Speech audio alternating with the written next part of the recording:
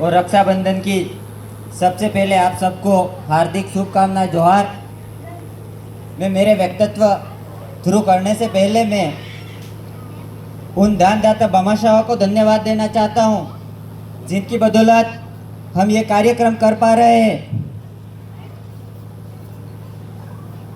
हमारे ऐसे भामाशाह है, हमारे पास तो कुछ भी नहीं है, जेब से 1 रुपया भी हमने नहीं दिया है, लेकिन जो हमारे भामाशाह है, जो वास्तविक समाज में बदलाव लाना चाहते हैं, उन्होंने हमारा सहयोग दिया, साथ दिया और उन्होंने ये भी बताया कि ज़रूरत पड़े तो और भी हमें बताना, हम तैयार हैं आपके लिए।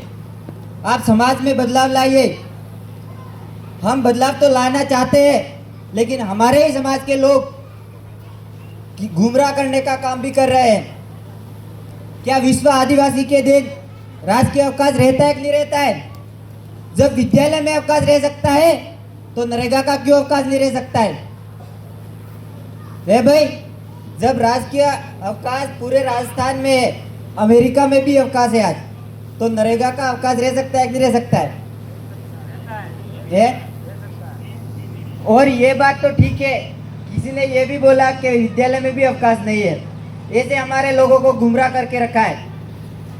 हम उनको बता देना चाहते हैं, आप कितना भी गुमराह करो, लेकिन जो गुमराह हो रहे उनके पास शिक्षा नहीं है, बेचारों के पास। करिए आप उनको गुमराह, लेकिन उनके बच्चे पढ़ाई कर रहे हैं अभी, वो ही आपको आपके मार्ग पर लेके आएंगे एक दिन। इस बात का भी आप ध्यान रखिए। बेचारे उनके पास शिक्षा नहीं है तो आप उनका गलत इस्तेमाल क्यों कर रहे हो?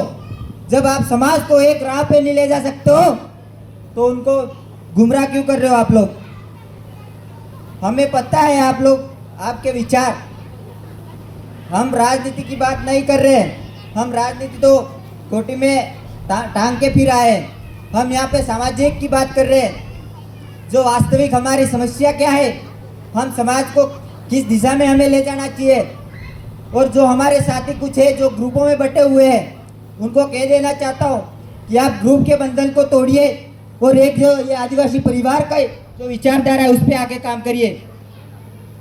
आपको अगर आप आदिवासी विचारधारा की आके आप काम करेंगे तो हम आपके साथ कंधा से कंधा मिला करके हम तैयार रहेंगे।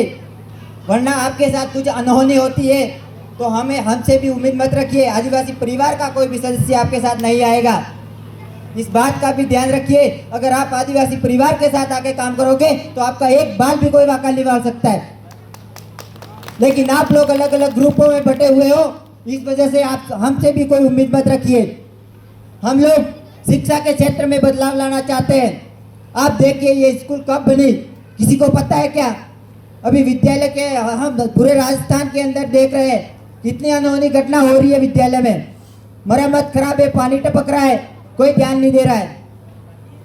झालावाड़ के अंदर स्कूल गिर गई, कितने बच्चे वहाँ मर गए, 1 रुपया भी मुआवजा सरकार ने नहीं दिया।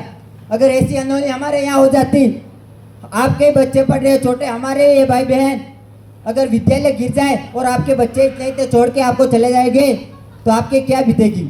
आप तो काम करते हो उनको पढ़ाने के लिए, और वो लोग विद्यालय में 1 रुपया तक देने को तैयार नहीं है। विद्यालय का काम कराने के लिए तैयार नहीं है।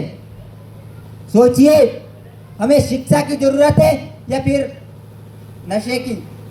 शराब में खरीद रहे हैं, हमको 1 बोतल में खरीद रहे हैं। अगर हमारे पास शिक्षा होगी तो हम उनको भी खरीदने की औकात रखते हैं, लेकिन हमको विद्यालय आना होगा, हमारे बच्चों को पढ़ाना होगा। मैं किसी एक इंसान को नहीं बोल रहा हूँ, आप सबको बोल रहा हूँ कि हमारे बच्चों को विद्यालय भेजो।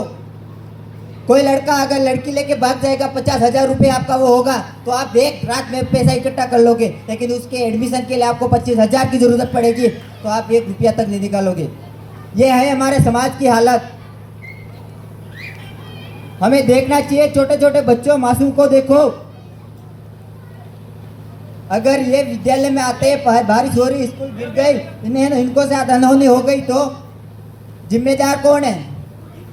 ये स्कूल अपनी है, सार्वजनिक स्कूल है, ये किसी सरकार के पैसों से नहीं है, अपने पैसों की स्कूल है। अपन फीस भरते हैं, टैक्स कटता है अपना। थोड़ा बुरा लगता है कि नहीं अपन सब मिलके यहाँ विश्व आदिवासी दिवस मना रहे हैं। पूरे राजस्थान, पूरे राज्य में, झारखंड, छत्तीसगढ़, गुजरात और अमेरिका में भी राजकीय अवकाश है, तो नरेगा की छुट्टी क्यों नहीं रह सकती है? हम ये उनसे पूछना चाहते हैं। बेचारों को गुमराह करके रखा है, ऐसा तो नहीं करना चाहिए, थोड़ा उनको भी सोचना चाहिए। और मैं बात करूंगा कि ये जोहार का विरोध भी कोई कोई करते हैं, बड़े बुजुर्ग है, आज मैं उनसे कुछ इसके बारे में भी संवाद करूंगा, बात करूंगा।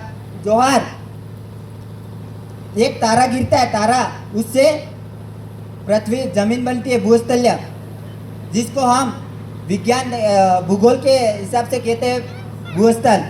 फिर धीरे धीरे पानी बढ़ता है, जिसको हम जल स्थल। फिर धीरे धीरे वायु का विकास होता है, तो हम उसको कहते हैं वायुस्थल।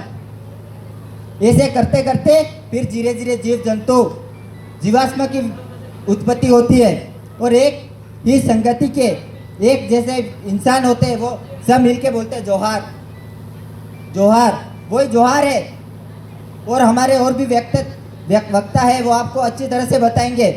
लेकिन जो विशेषकर मैं बातें बताना चाहता हूँ आप लोगों को, आपको किसी से डरने की जरूरत नहीं है। आपको किसी के घर से पैसा नहीं देता, आप खुद कमाते हो, फिर आप क्यों गुलामी कर रहे हो? थोड़ा सोचिए यार, बहुत बुरा लगता है ऐसे, जब राजकीय अवकाश रह सकता है, नरेगा के क्यों बेचारों को परेशान कर रखा है। मैं मेरी वाणी को यही विराम देता हूँ। जोहार, धन्यवाद।